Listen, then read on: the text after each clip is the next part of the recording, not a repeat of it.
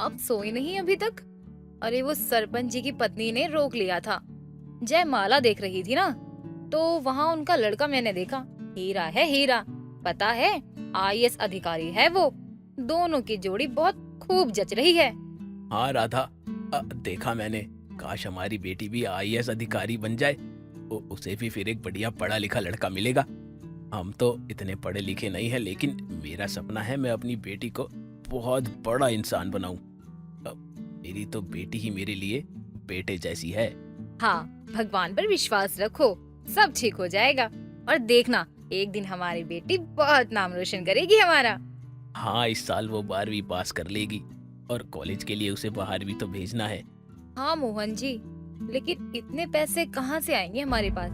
अरे इस बार फसल बहुत अच्छी हुई है। अगर इसी तरह हर साल हमारी फसल अच्छी आती रही तो पूनम की पढ़ाई के लिए ज्यादा सोचना नहीं पड़ेगा। और हाँ, कल फसल की कटाई के लिए भी तो जाना है। हे भगवान जी, आप बस हमारे सारे सपने पूरे कर दीजिए। हमें आपसे और कुछ नहीं चाहिए। अजी, ये बाहर से इतने शोर की आवाजें क्यों आ रही हैं? बाहर कुछ हुआ तो नहीं है? जरा देखिए ना क्या हुआ। रुको रुको, मैं अभी पता करके आता हूँ। तभी पूनम दौड़ते हुए आती है। माँ, पिताजी, गजब हो गया। अरे अरे बेटा, इतना क्यों हाफ रही है? क्या हो गया? और बाहर ये शोर कैसा है? बाबूजी, वो हमारे खेत में आग लग गई। शायद वो बारात के पटाखों की वजह से आग लग गई है। अरे ये क्या हो गया हमारे साथ? हमें अभी खेत पर जाना होगा। देखिए जी, आप घबराइए मत, आराम से जाइएगा।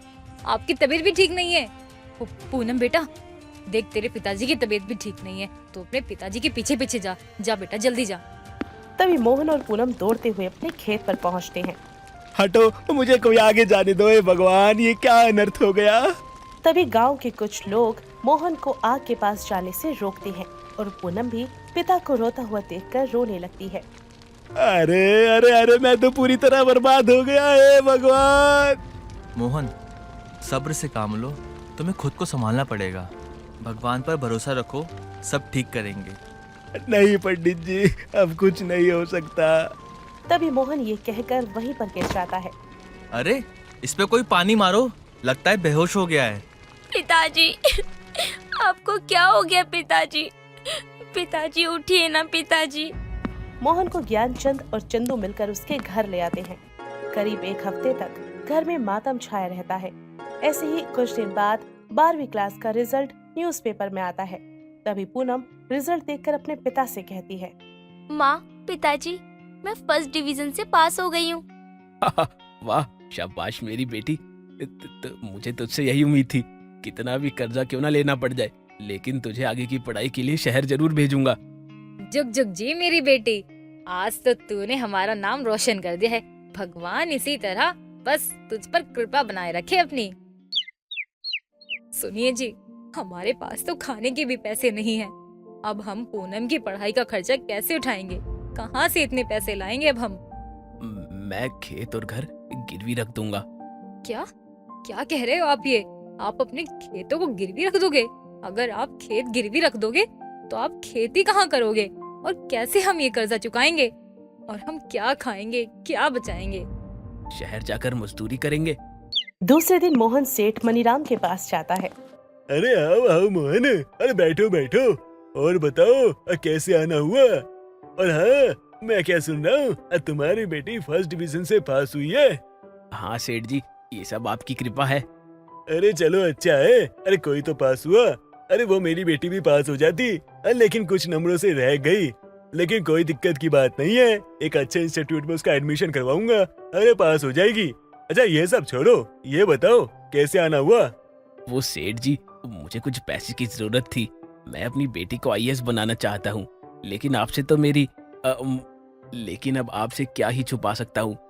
वो क्या है ना, मुझे 5 लाख रुपए की जरूरत है। आप चाहे तो मेरे खेत गिरवी रख लीजिए। गेट के पीछे से ये बातें सुन रही सेठ मनीराम की पत्नी शकुंतला बहुत तेज औरत होती है और अपने पति को अंदर बुलाती है। संजू के पापा, जरा इधर आइए। हाँ, क्या बात है संजू की माँ, कोई दिक्कत है क्या? इस मोहन की इतनी औकात हो गई है, ये अपनी बेटी को आईएएस बनाएगा, शहर में पढ़ाएगा। इस मोहन को ना पैसे मत देना। अच्छा, ऐसी बात है क्या? एक काम करता हूँ, इसे ज्यादा सूद बता दूंगा, जिसे सुनकर ना ये खुद भाग जाएगा। अरे देख भाई मोहन, इतना पैसा तो है नहीं मेरे पास जो मैं तुझे दे सकूं, लेकिन तूने पहली बार मदद मांगी है ना, तो तेरी थोड़ी बहुत मदद कर सकता हूँ। एक उपाय देता हूँ तुझे।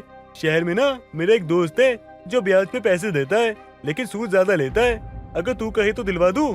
कोई बात नहीं सेठ जी, आप बस कैसे भी करके मुझे पैसे दे दीजिए। हाँ तो ठीक है फिर, कल आके पैसे ले जाइयो। मनीराम 1 साल का सूद काटकर मोहन को उसके बाकी के पैसे देता है। पूनम और संजू एक ही कॉलेज में पढ़ते हैं। देखते ही देखते 4 साल गुजर जाते हैं। सूद समय पर ना देने के कारण मोहन का घर और खेत मनीराम के हो जाते हैं। मोहन मनीराम के पैर पकड़कर उससे कुछ महीनों की मोहलत मांगता है, लेकिन मनीराम उसे धुतकार करके अपने आदमियों के साथ वहां से चला जाता है। चलो राधा, दिल्ली चलते हैं। अब ये दिन भी देखना बाकी रह गया था। अब शहर जाकर वही मजदूरी करेंगे। क्या कह रहे हो आप ये? हम वहाँ कैसे रहेंगे? और आप तो कभी शहर भी नहीं गए हो, क्या करेंगे हम वहाँ जाकर? अरे तो ये दिन भी तो कभी नहीं देखा था ना, फिर भी देख रहे हैं ना। अब तो बस भगवान ही एक सहारा है। दोनों ट्रेन से दिल्ली के लिए निकल जाते हैं। ऐसे ही 8-9 घंटे ट्रेन चलने के बाद दिल्ली पहुंचती है। ऐसे ही शहर पहुंचकर वो दोनों काम ढूंढने के लिए निकल जाते हैं। रुक जाइए मोहन जी, मैं अब और नहीं चल सकती। मेरी सांस बहुत फूल रही है मोहन जी, अब मुझसे नहीं चला जाएगा। अब मैं बिल्कुल नहीं चल सकती मोहन जी। अरे तुम्हारे पैर कितने सूज गए हैं और खून भी निकल रहा है। मोहन वहीं पास के एक सरकारी अस्पताल में राधा को भर्ती करवाता है और जो पैसे थे वो दवाई में खर्च हो जाते हैं। और ऐसे ही मोहन एक झुग्गी वाले लाला के पास जाता है। लाला जी, खिराती अस्पताल में आपका बहुत नाम सुना है, वहीं से यहाँ का पता लेकर मैं आपके पास आया हूँ। मेरा नाम मोहन है। आज ही अपनी बीवी को गांव से लेकर आया हूँ। ना पैसे हैं ना रहने का ठिकाना।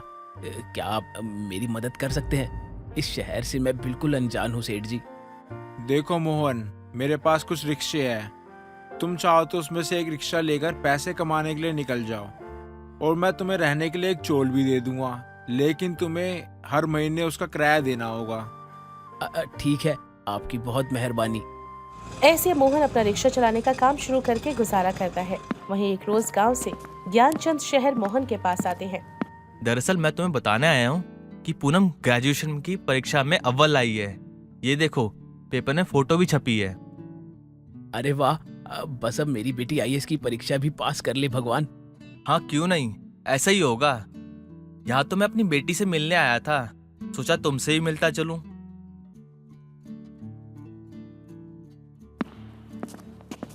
क्यों बेटी, तुम कुछ उदास लग रही हो? लगता है परीक्षा में पास नहीं हुई। हाँ बाबा, लेकिन आपको कैसे पता?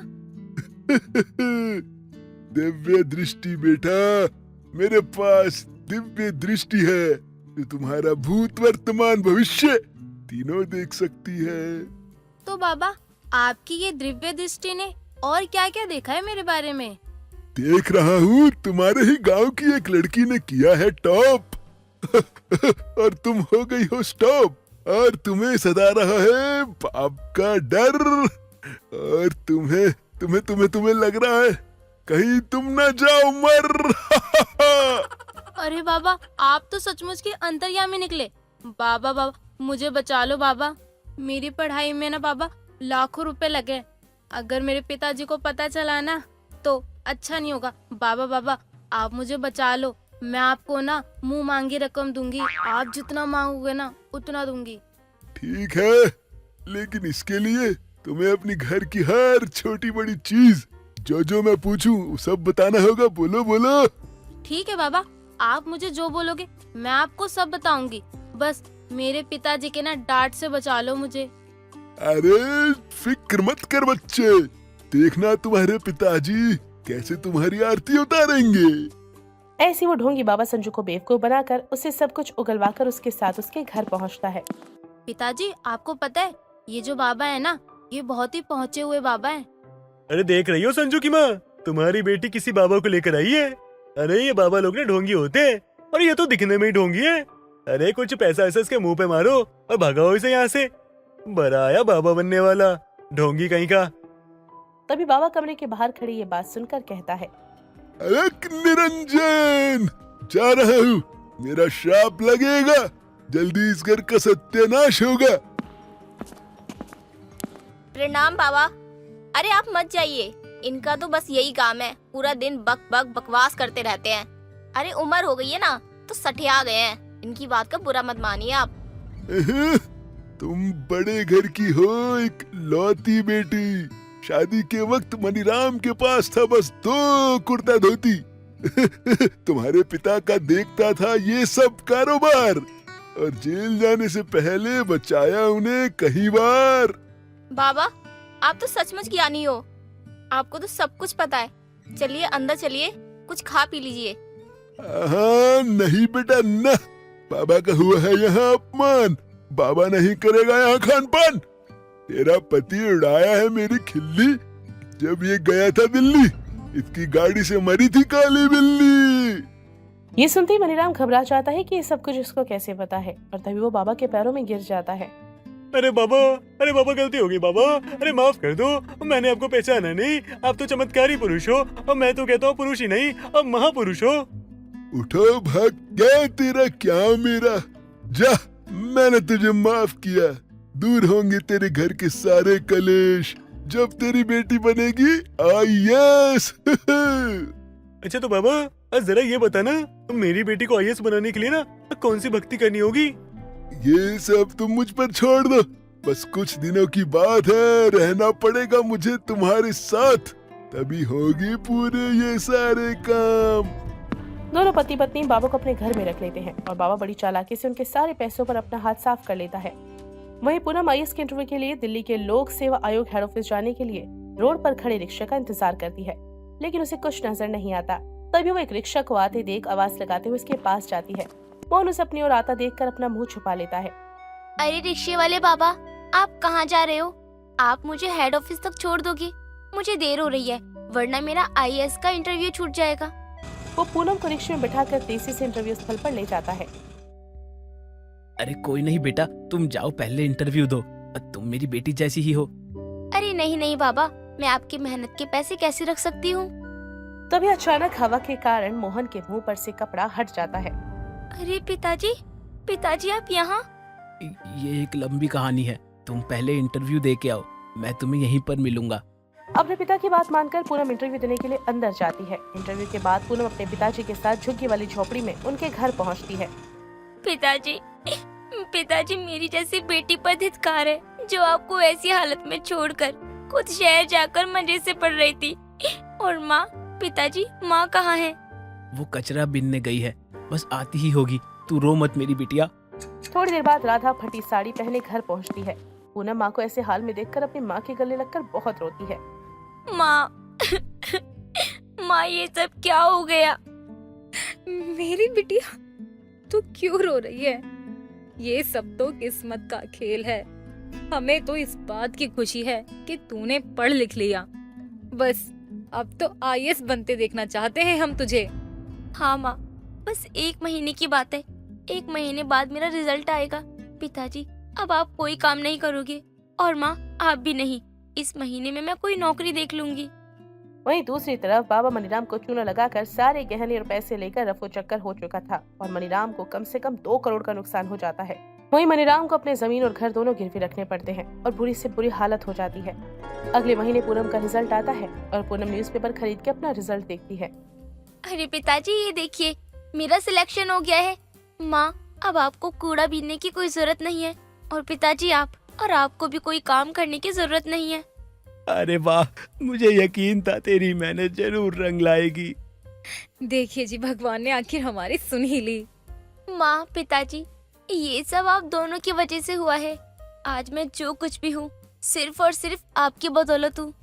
ऐसे ही कुछ समय बीतता है। बीतते समय के साथ सरकार द्वारा पूनम को फ्लैट मिल जाता है। देखते ही देखते पूनम ऊंचे मुकाम पर पहुंच जाती है और करोड़ों की मालकिन बन जाती है। अपने माता पिता को गांव ले जाकर उनकी गिरवी जमीन को और खेत को भी वो छुड़ा लेती है। गांव वाले लोग उन्हें देखकर उनकी वाह करते हैं, और मनीराम भी मोहन के पैर पकड़कर अपने किए पर शर्मिंदा होकर उनसे माफी मांगता है। अब गांव में उनका एक बहुत ही बड़ा बंगला और नौकर चाकर भी हो जाते हैं।